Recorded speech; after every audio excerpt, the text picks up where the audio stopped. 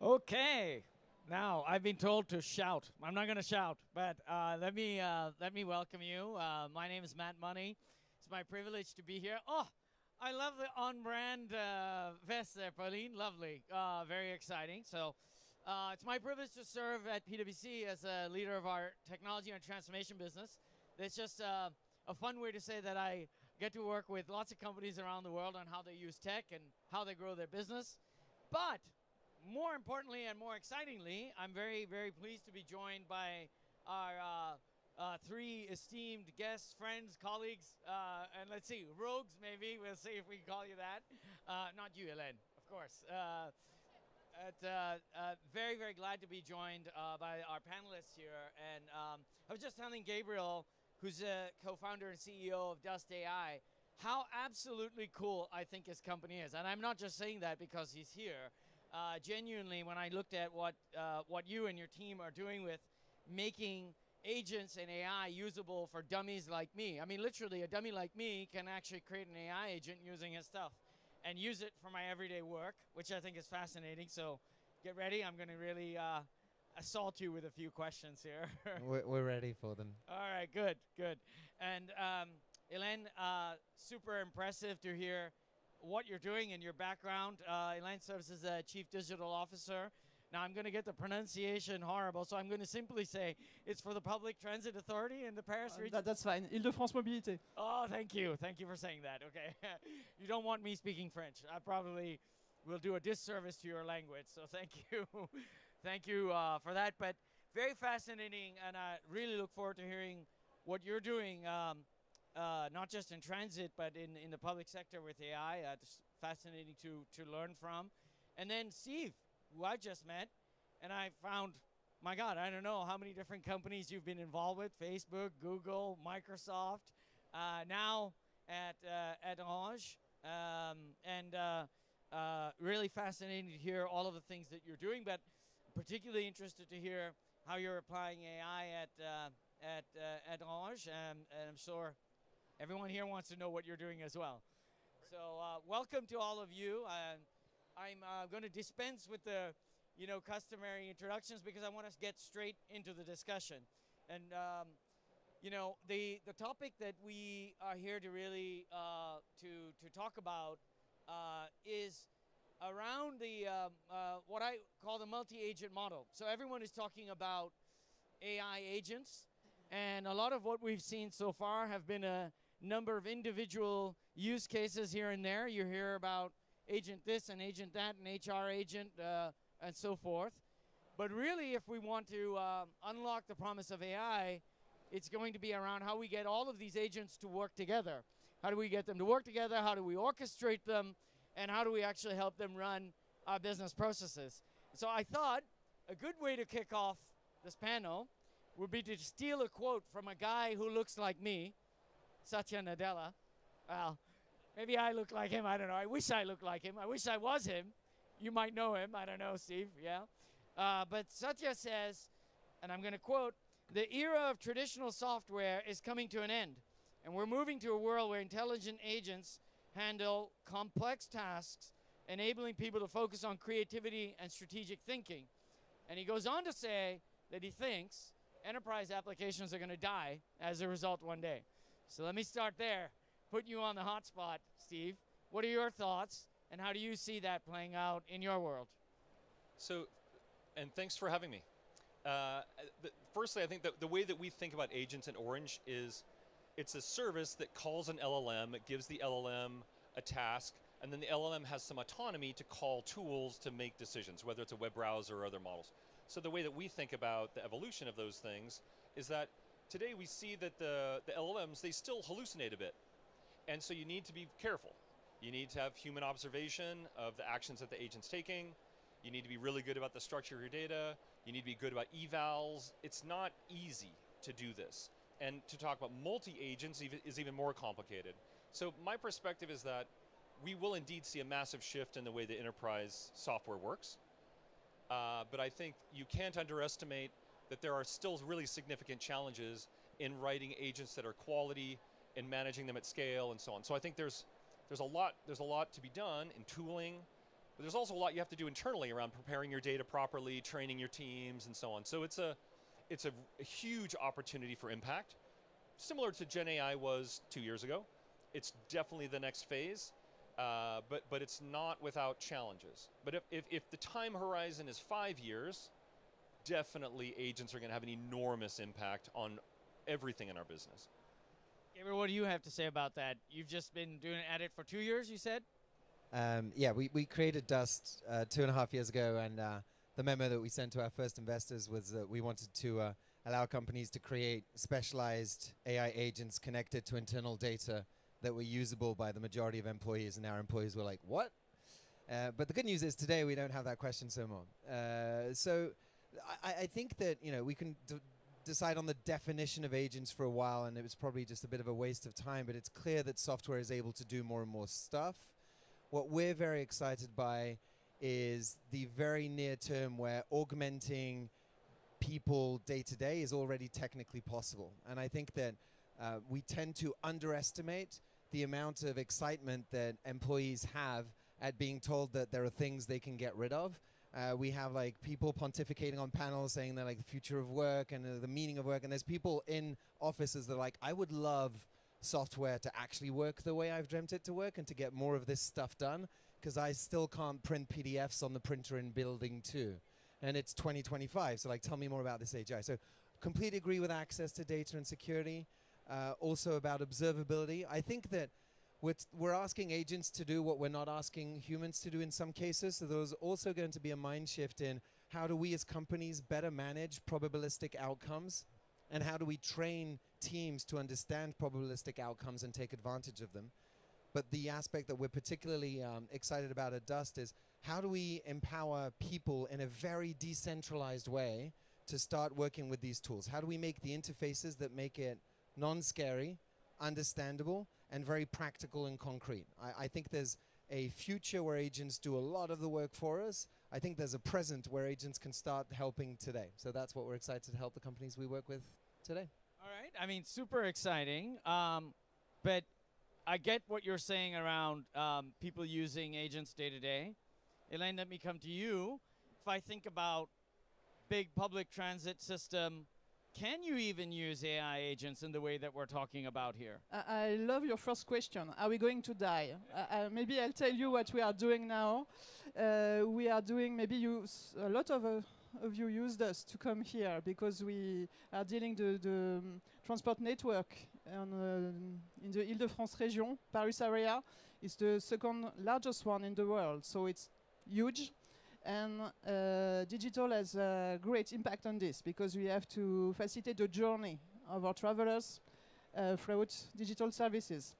We are using AI already for several use. And the first one is not maybe a classical one, because you are using AI for telephonic conversation and phone services. Because there are 100 numbers in France. It's huge, so we don't know which number we have to call. So AI understands the intent and gets the traveler to the right customer services. So it's working now. We have maybe 8,000 calls every month. So that's fine. AI is a real simplification for the travelers. On the app, we have app Île-de-France Mobilité, which is used by 2.5 million people now, every month. We have AI use case, agentic AI use case. One is for helping people finding their way with our vocal interaction. I ask, I want to go to Porte de Versailles, and the app is responding. There will be a prototype in July, so very soon. So if you want to try, we will be very happy to have you try and tell us it's okay, we would like more things or not. It's working now. We also have another application on requests. So you can chat with the app, and it understands what's your intent and give the reclamation already to the customer service. Okay, so we have another one with the travel information on your trip. So it's very concrete. And we don't put AI because it's cool. We put AI because it's useful for our customers. So these sound like very customer-facing use cases. Yeah, digital should be customer-centric. Oh, la la. Okay, I love that. I'm sorry. Fantastic. Now we need to make that a quote. But let me, so those sound like great, interesting use cases. But Steve, when we talk about a multi-agent model, how far away do you think we are from that? First of all, is it real? Is it vaporware? No, it's real today in certain cases. So, like you're describing, I think customer service and customer care is a great example where you can kind of think of agents as a kind of next generation of doing RPA, where before you had a very, very static list of next steps that would have to be done automatically for the contact center agent. If you use an LLM-based agent, it can take some of its own actions in interacting with the tools, browsing the web, returning answers. So that's a great use case. For me, multi-agent, though, where I see the first examples of that are in coding. So, we already see really powerful coding agent solutions from all of the leading LLM providers. And the idea that you give a task to the piece of software, like Cursor, for example, or Windsurf, and then it spawns multiple agents.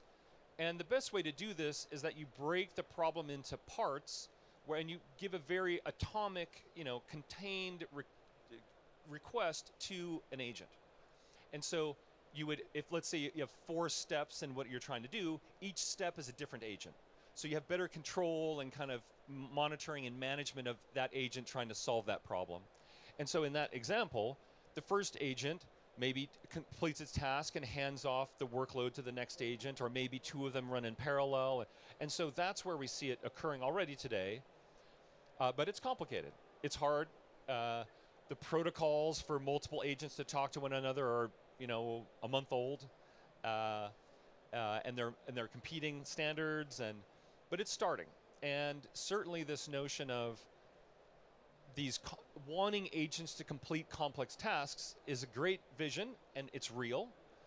But as I said at the beginning, there's many, many steps. There's lots of maturity still to be had in the tooling, not to mention maturity and training and getting your teams to understand and feel comfortable about working in what is a relatively new way of working, especially for programmers. There's an interesting distinction that I make in the notion of multi-agents between the sort of chained approach, where, as Steve is mentioning, one agent will maybe pick up a part of the task and then hand it over to another agent, and indeed the protocols are very recent on that.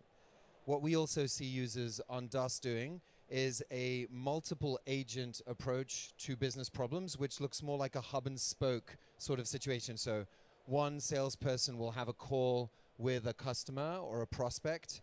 That transcript will then be processed by multiple agents with different business objectives. One will be, hey, I want to summarize this and help you fill in the CRM. Another one will be, hi, I'm the agent that was sent by the engineering team to check that you didn't lie on the deadlines and when we said this would be ready by. And then another agent comes in and says, oh, this is funny. You talked to a hotel. We have not updated our hospitality battle cards to talk about our product in 2 days.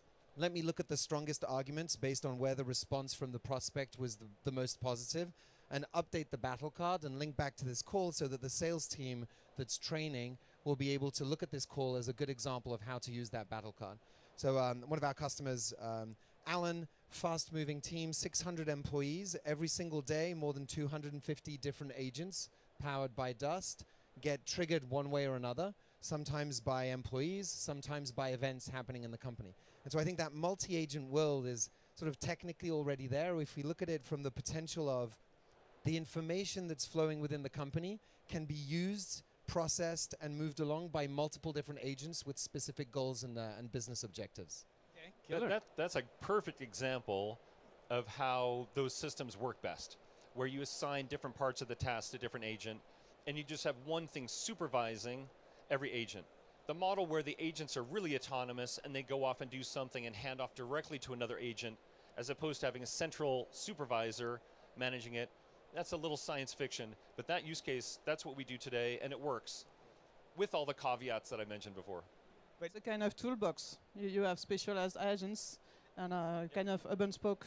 Absolutely, and I think 2 years ago we had some companies sort of launching their universal chatbot AI that was sort of one for everything. I think people are very comfortable with the concept of a toolbox. They can tell the difference between a hammer and a screwdriver. What they want is for the hammer to behave like a hammer 100% of the time. And so reducing the sort of stochastic nature of the processes, increasing predictability in the results they'll expect is one of the keys to accelerating adoption internally by building trust. And in fact, at Orange, we care a lot about ecological impact. And so we practice responsible AI, which means using the right tool for the right problem. Because you don't want to use the sledgehammer of an LLM to hit every nail. It's bad for the business and it's bad for the ecology. And so this idea of having these different tasks, because a lot of times the task can be solved by something that isn't an LLM. And so having that model is, I think, is important for business, but it's important for ecology too. And maybe sometimes you don't need AI. So, Steve, you touched on this in your opening comment, which is you said, but it's complicated because it also comes down to having the right data quality. Well, one thing you didn't mention, and you sort of glossed over it, is the other side of it is that almost every sort of major platform has its own LLM, is almost trying to create its own moat, right? And then if you look at the big enterprise software providers, they have Salesforce has its own version of AI, Oracle has its version of AI. What are we going to do in that model? And in that model, can a multi-agent model actually work or not? This is a very, very hard question. So you're right. The large language model providers, they're trying to move away from being commoditized and just getting paid based on token in, token out. And so for them, building these agent ecosystems around their model is really important to their profitability and their long-term viability. So that's happening. But as you pointed out, from our perspective, it's much better to have a system that allows me to use agents of any model. And we see a lot of innovation in that in the open source space, but it's not nearly as polished and easy to use as the commercial products. So, but I'm hoping that that problem gets solved in time. There's so much investment there, but certainly for us, our strong preference is to have an easy-to-use system that's no-code, low-code for everybody, but also empowers developers, but also allows us to use any LLM. We don't want to get, we don't want to be only using one large language model provider's agent ecosystem. We don't work with Orange quite yet, but Dust is a platform that, by design, because we really agree with this vision, allows to connect to any of the large language models and the data sources in order to design agents where the configuration remains the property of the company that is designing it. A lot of business knowledge, a lot of business know-how goes into understanding how we want to chain processes. And I don't believe that businesses should hand that over to a single provider. A couple of days ago, OpenAI had a 4-hour outage where its API was very unstable. And Dust users were able to switch their OpenAI-powered agents to either open source or Claude models or Mistral models for some of them. Business continuity was ensured, and I think that's one of the directions we expect. Security teams are also incredibly excited by this idea of modularity because you might want some workflows to run on your computer without even going to a provider. And small enough models that can do summarization or management of simple tasks will be running on your phone, on your laptop. So this is a win-win for security teams, users, and the buyers of the software because the smaller models are faster, having them run locally is safer, and users get to use the information on their local device without even having to rely on the internet. Yeah, in fact, we built this internal tool called Live Intelligence that's got many, many different models exposed. We've got 73,000 active employee users, which is 5 times more than I thought we would have. Half of those are monthly active, and like a quarter of those are daily active users. So it's an incredibly popular tool, and it's useful because of that case. If a model goes down, or if it just happens to not be as good as another model in a certain use case. We've also created the ability to create little assistants. They're not LLM agents, but they're like packages of prompts and data. And there's 14,000 agents or assistants being built by internal employees. So that if you give people good tools, they use them. And actually, we're selling that product now, as of very recently. So if you're interested, let me know. Very good. Well, I was going to tell you, you said hopefully that problem will be solved. PwC has solved the problem. So we just announced and launched what we call Agent OS, which does exactly that. It orchestrates platform agents to work across all the different platforms and across the different LLMs. So we should talk after this. But yeah, let's talk. I'm getting the 2-minute warning here. So Elaine, I want to go to you with a very important question, which is, okay, we're a bunch of, if I may say, technology geeks who can get up here and get excited about this and talk about how, multi-agent models will take over the world and change how we use software. But if I think about, particularly in your world, you've got thousands of employees that I presume many of them have been with you for a long time. Can you talk a little bit about what you're doing to help people actually adapt AI and adopt to this new way of working, and even stepping outside of their normal whatever routine that they have to experiment with this? Our main goal is our customers, because we are a very small company. My entity is only 600 people, so we are quite small. Smaller than Orange, maybe. Definitely bigger than us, but okay, but that's fine. Some We of our are still customers, small. smaller than some of our customers. So our main goal is our customers, and the main question is: AI useful? Is it okay? Is it adding value or not? Because there is an environmental cost. We are very sensitive to the environmental question as a transport organization. It's expensive, so if it's not useful, we don't have to put AI. But I think there are a lot of use cases on the helping the journey, giving accessibility information. So the main question is it useful? Is it okay? And if it's not useful for our customers, we don't put AI on it. I think that we're not trusting employees enough. Going back to the team, I think there's a tremendous opportunity for employers to re-engage with their teams by showing that they actually trust them.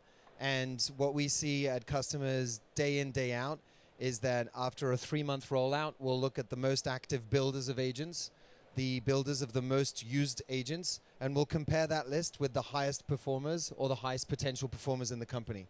And there's massive overlap. Why? Because these people are iterative, exploratory, they know how to think transversally, they're willing to iterate, make mistakes, try things out, and showcase them. And when you ask a CEO of a company, like, if I could find you the people who have those traits in your company, would you be excited? They're like, yes. So I think that there really is a way to build these products out and to engage the workforce that can have the dual impact of increasing business efficiency, but also retaining talent at the dawn of an era where we're going to be competing for this empowered talent even more.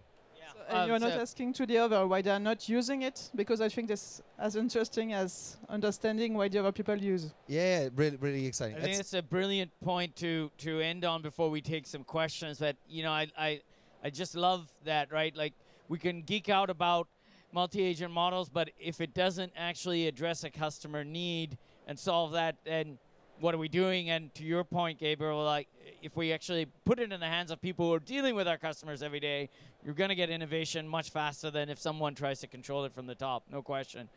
Let's see if there are any interesting questions from our audience here. Anyone want to ask? Don't ask me any questions, but see if you want to ask them anything. Anything particular you'd like to pick on?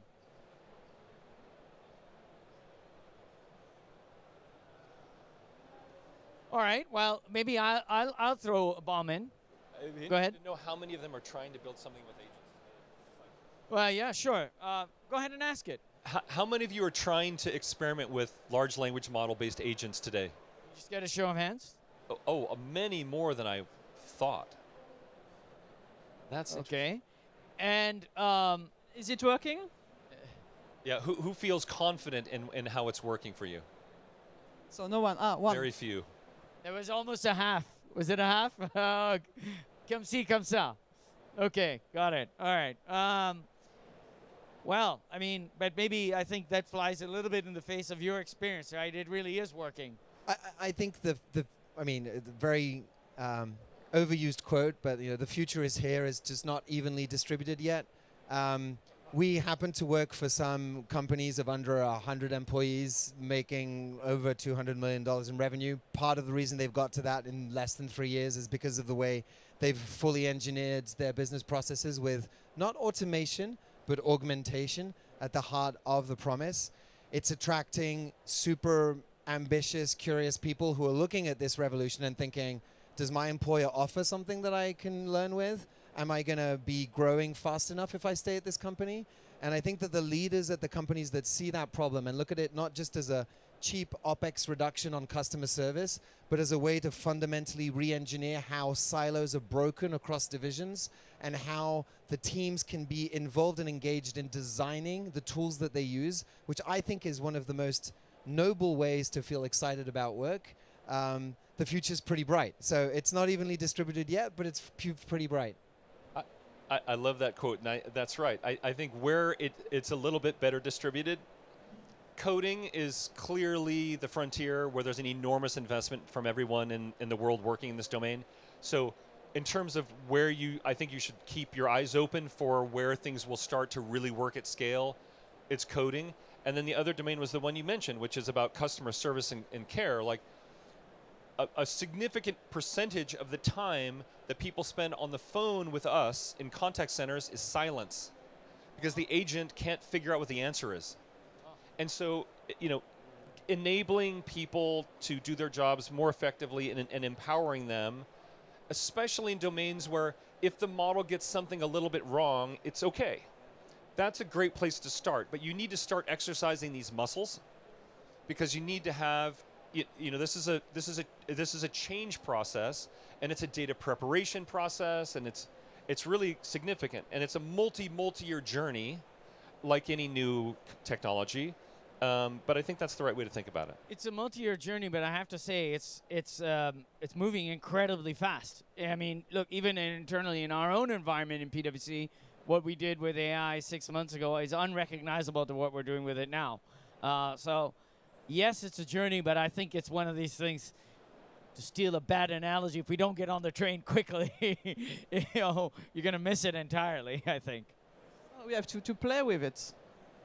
Yeah, well, that's a good note to end at, to play with it, indeed. Okay, well, Steve, Hélène, Gabriel, thank you very, very, very much. I personally really appreciate this conversation. I hope all of you did as well, and let's give them a short round of applause.